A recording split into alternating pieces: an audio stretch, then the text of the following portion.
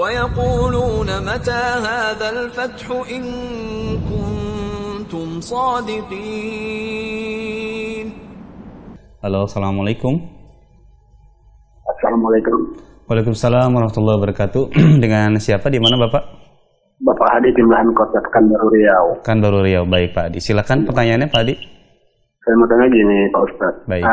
Saya ini sakit gemetaran. Jadi setelah itu saya nggak bisa mengerjakan sholat. Apalagi berjemaah sendiri aja nggak bisa. Setelah itu saya mendengar ada kalung kesehatan dari BTP itu. Saya beli, saya pakai. Setelah itu hilang, dapat saya berjemaah. Dan dapat saya mengerjakan sholat sendiri. Jadi apa hukumnya kalau saya memakai kalung itu?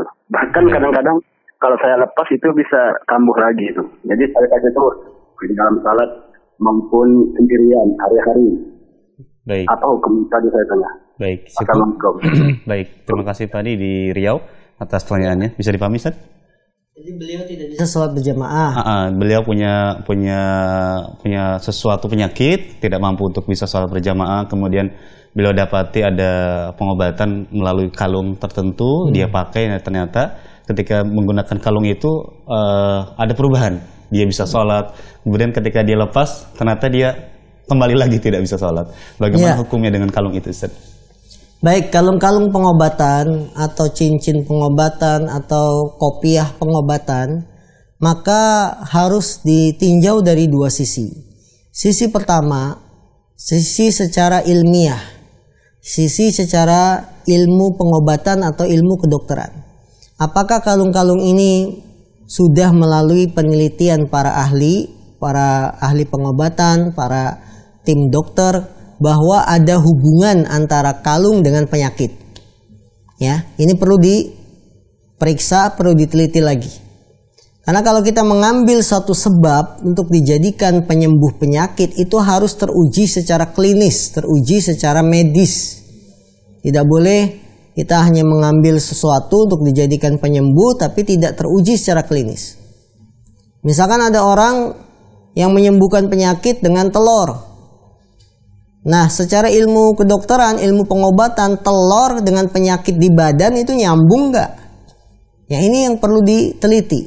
Begitupun kalung pengobatan. Kita punya penyakit, antara kalung dengan penyakit kita itu nyambung nggak? Hanya sekedar dipakai. Ya. Jadi jangan berkatakan bahwa ini sebagai pencegahan penyakit dan lain-lain. Tidak. Orang mencegah penyakit itu kan harus dilakukan sebabnya, bukan hanya dipakai. Betul kan? Sekarang kalau kita punya anak, kita bawa ke dokter karena sakit.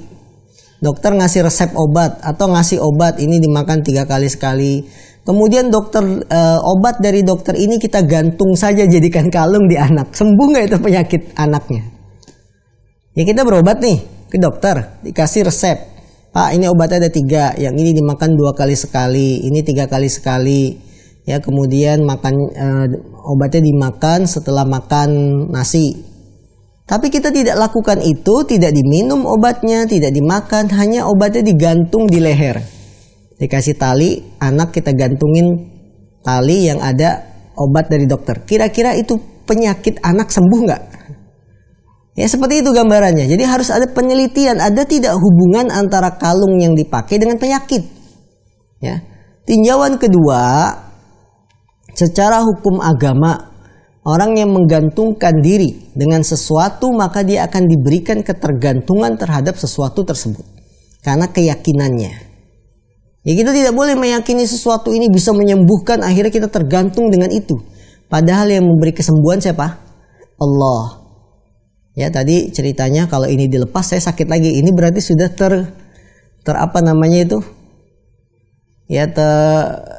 dia sudah termakan dengan promonya, dengan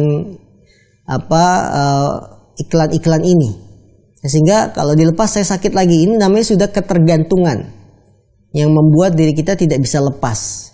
Ini yang harus diperhatikan dalam menggunakan kalung pengobatan, cincin atau yang lain, bahkan sampai ada kopiah, tasbih dan lain-lain. Nah.